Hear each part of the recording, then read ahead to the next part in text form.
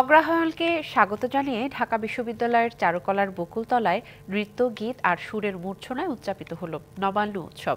এসো মিলিয়ে সবে নবান্নের উৎসবে শিরোনামে সকাল 7:30টায় শুরু হয় এই আয়োজন।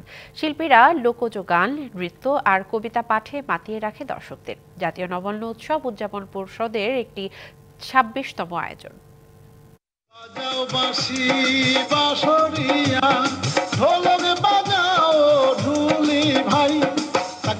সকাল থেকেই সুর আর ছন্দে মুখর ছিল ঢাকা বিশ্ববিদ্যালয়ের চারুকলার Bakultala.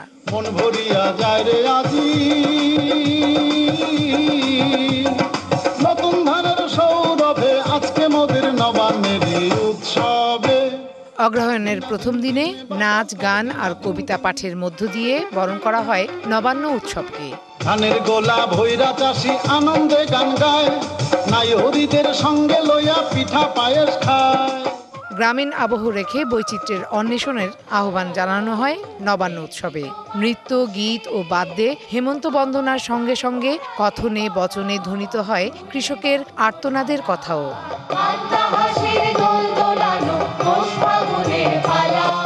Double million offer Walton fridge কিনে পেতে পারেন 20 লক্ষ টাকা, রয়েছে কোটি কোটি টাকার নিশ্চিত উপহার। সকাল থেকেই চারুকলার বকুলতলা মুখরিত দর্শক ও সংস্কৃতি মনাদের পদচারণায়। নানা বয়সীদের সঙ্গে এসেছে ছোট শিশুরাও। শহুরে পরিবেশে গ্রামীণ সংস্কৃতির এই আয়োজন দেখে উচ্ছ্বাসিত তারাও। এরকম নবান্ন প্রোগ্রামে করা হয়েছে, কিন্তু গ্রামে যে দেখা হয়নি। এটা একটা মেলার মতো হয় গ্রামে, যদিও ঢাকাতে বা শহরে মেলার মতোই হয়ে থাকে, কিন্তু একটু ডিফারেন্ট টাইপ থাকে। পৌষ ফাল্গুনের আসা যাওয়া হবে, কিন্তু বাঙালির রং হচ্ছে নবান্ন উৎসব। পাকা ধানের রং তো আমরা ভুলতে পারি না, কৃষকের হাসিও ভোলা যাবে না। তবে সময়ের ব্যবধানে এই উৎসবে ঘটেছে ব্যাপক পরিবর্তন। গ্রামের চাষিরা সুবিধাজনক সময়ে ধান ঘরে তুললেও শহরে তা হচ্ছে নির্দিষ্ট একটা সময়ে।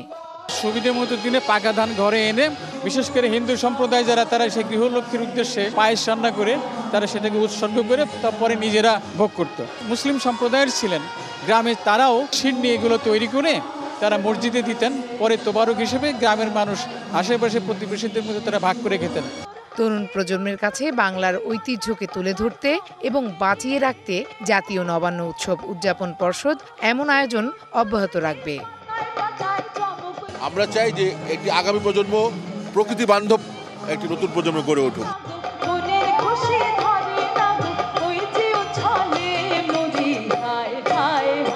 Farhana Juthi, DBC news, Dhaka.